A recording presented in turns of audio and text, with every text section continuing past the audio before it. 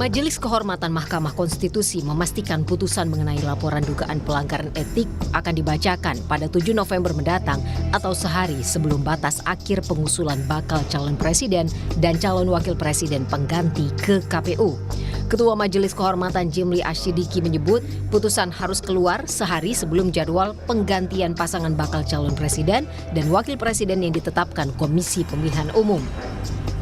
Kami sudah putuskan dan ini sudah kami bicarakan juga dengan para hakim, 9 hakim. Waktu kemarin kami mengadakan pemeriksaan kolektif gitu, karena 9 hakim semua terlapor. Kita adakan sidang untuk 9, tapi kita lanjutkan nanti satu persatu.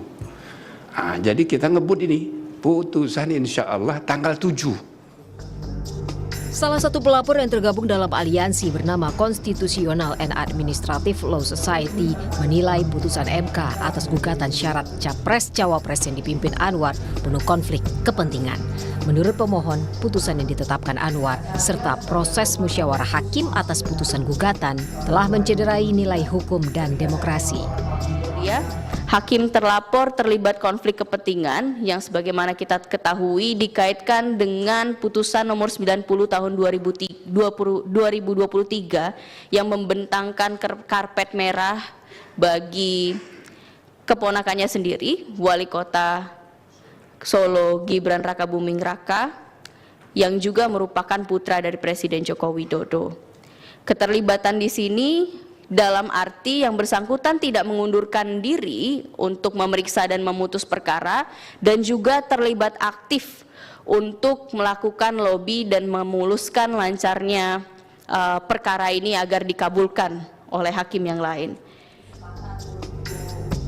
Denny Indrayana yang menjadi salah satu pelapor dugaan etik Hakim Konstitusi meminta putusan sidang Majelis Kehormatan itu diputuskan sebelum 8 November 2023 atau masa pengajuan penggantian bakal Capres-Cawapres.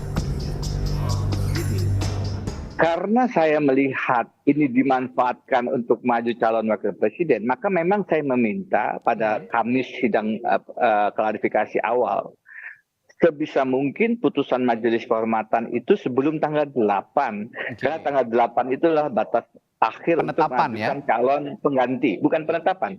Mengajukan calon pengganti. Baik. Penetapannya tanggal 12 atau 13 kalau saya tidak salah. Tapi calon penggantinya, kalau ada penggantian itu paling lambat tanggal 8. Saya menyatakan itu dan dengan pertimbangan MK, Prof. Jimli dan 2 majelis yang lain menyetujui.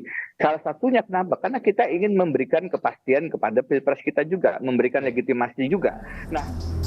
Dugaan pelanggaran kode etik Hakim Konstitusi ini mengemuka setelah Mahkamah Konstitusi yang diketuai oleh Anwar Usman yang merupakan ipar dari Presiden Joko Widodo mengabulkan gugatan mengenai syarat usia calon presiden dan wakil presiden pada 16 Oktober lalu. Tim Liputan Kompas TV.